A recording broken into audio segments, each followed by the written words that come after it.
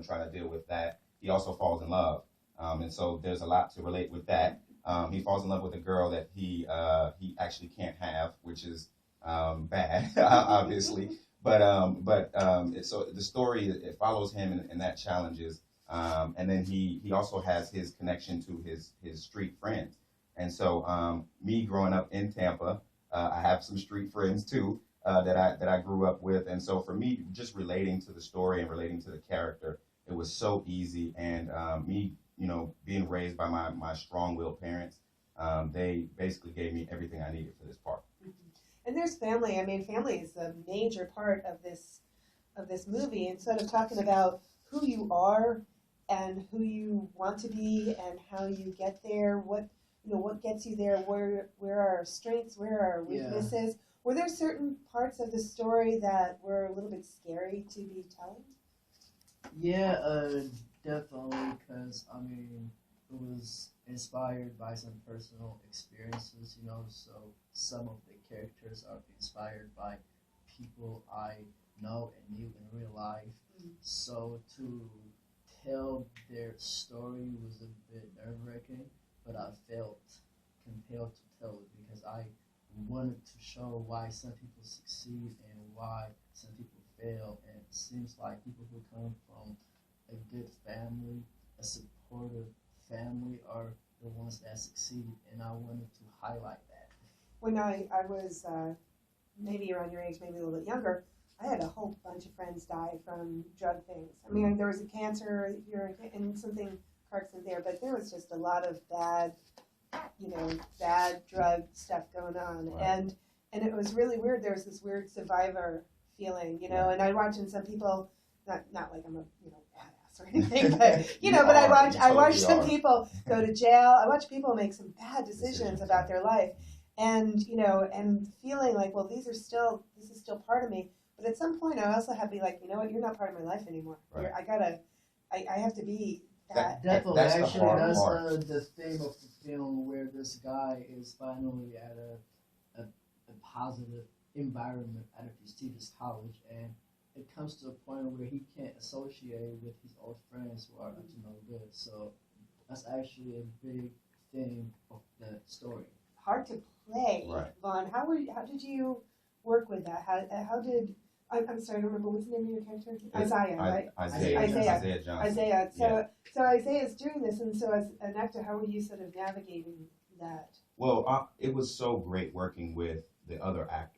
I had the opportunity to work with some talented people on set, and everybody just was so genuine in their character. Everybody played a very authentic role, and the guys that even play street thugs, they really were street thugs on set. Mm-hmm. And so me just growing up in this kind of environment where I had to survive, you know what I mean, in Tampa, and I had to, I'm very familiar with trying to, overcome obstacles. And so it was so great to just work with this cast, and everything was just so natural for me, you know what I mean? Can you cry on demand? I can. I was so impressed by that. Actually, I was really impressed with Vaughn. He can cry in a jiffy. That's not something you should always be bragging about. It's especially okay. to the ladies out there. I'm not that. I'm not. Oh no! They like a sensitive man. Oh, okay. Are you kidding? Okay. A man crying, every girl's like, oh, how guys are when girls cry. They're like, oh, what do I do? Right. Girls are like, oh, he's crying. Yeah, so I would just totally work that as much as you possibly can. Right. So now what happens?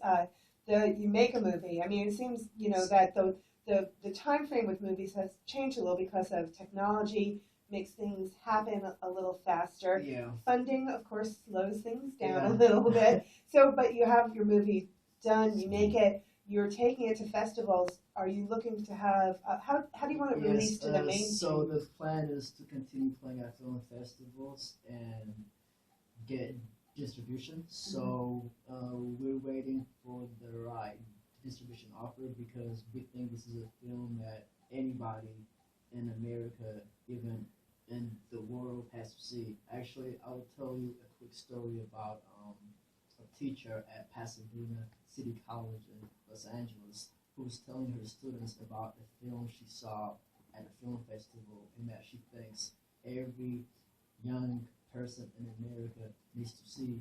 she was talking about Against the Grain. Oh my God! Yeah. You must be like, Right. okay, yeah, yes. Well, is there like okay, movie theaters, or no, I need to have it on cable, or I want to have it on demand? I mean, is that something or actually, let me ask you this, Eli, when you were in film school, and also, I mean, you both studied in this, do they do like that business end and say this is how you set up deals, this is how you structure deals, this is how you analyze deals? Is that part of what Actually, you no. learned? Film school is They just should. introducing right. to every aspect of storytelling, but it's up to you to take it a step further and right. expand on it. Right. So all this, at least for me, is just trial and error and reading books and talking to mentors in the industry and seeing the best way to navigate.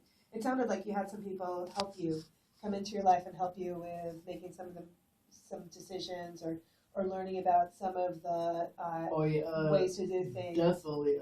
I was blessed to have a mentor by the name of Becky Smith, who's a directing professor at UCLA Film School. So she advises me on how to navigate through film festivals since she's familiar with that. That's to have someone like that helps get things along. Or So is your next X amount of time all about Against the Grain, or is there already, I mean, you're both young guys, you've got lots to do. I'm sure there's other projects, other ideas. Do you want to do another project together, or are you like, no, No, I definitely want to work with Eli again. We had a tremendous time on set.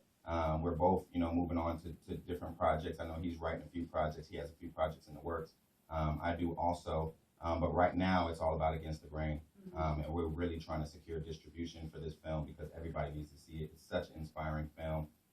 And so it's all about Against the Grain right now. Well, tell me for 1 second, though, a little bit about Shadow Love. Shadow Love is a cool web series that I'm co-starring in. It follows a bachelor's life that's turned upside down. He goes through an emotional breakup with a girl that causes his life to turn in a different direction. And it kind of follows him and how he tries to get back up on his feet as a bachelor and the ways that, guys tend to do things. But I play Desmond. The character I play is the lead guy's best friend. And so my character is kind of in support of the lead guy and his travels with different women and his encounters. But I play kind of the stability because I'm in a relationship with a girl for about 6 years. So it's a great web series. You can go online and check it out. ShadowLoveTV.com.